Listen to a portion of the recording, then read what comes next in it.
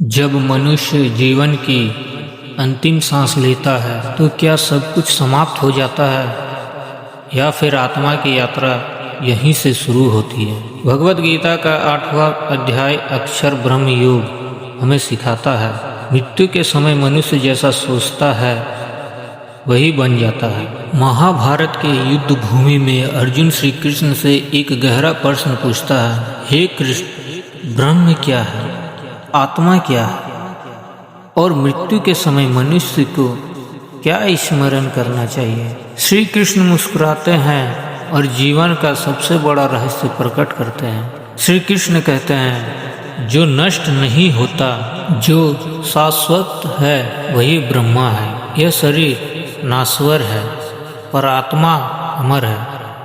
मनुष्य जन्म लेता है, कर्म करता है और कर्मों के अनुसार अगला जन्म प्राप्त करता है। श्री कृष्ण कहते हैं, हे अर्जुन, मृत्यु के समय मनुष्य जिस भाव में होता है उसी भाव को प्राप्त करता है। अगर मृत्यु के समय मन, धन, परिवार, डर या मोह में फंसा है तो आत्मा फिर बंधन में जाती है। लेकिन अगर अंतिम समय भगवान का स्मरण हो तो आत्मा मोक्ष को प्राप्त करती है। श्री कृष्ण बताते हैं कि जो व्यक्ति जीवन भर इंद्रियों पर संयम रखता है, मन को स्थिर करता है और नियंत्रण भगवान का स्मरण करता है, वह मृत्यु से नहीं डरता।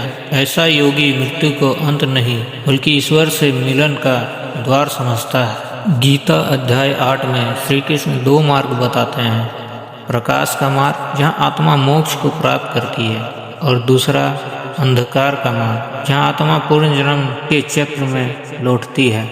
यह सब निर्भर करता है हमारे कर्म, श्रद्धा और स्मरण पर। इस अध्याय की सबसे बड़ी सीख है, मृत्यु की तैयारी मृत्यु के समय नहीं और जीवन जीते समय करनी चाहिए। अगर हम आज भगवान को याद करेंगे, अंतिम समय भी वही स्मरण होगा। श्री कृष्ण कहते हैं, हे अर्जुन, इसलिए हर समय मेरा स्मरण करो और अपना कर्तव्य निभाओ। जब जीवन भगवान को समर्पित हो जाता है तो मृत्यु भी डरावनी नहीं लगती। अगर आपको यह गीता अध्याय 8 मन को छू गया हो तो वीडियो को लाइक करें और चैनल को सब्सक्राइब करें। अगले वीडियो में हम जानेंगे गीता अध्याय 9, सबसे गुप्त और दिव्य ज्ञान। जय श्री कृष्ण।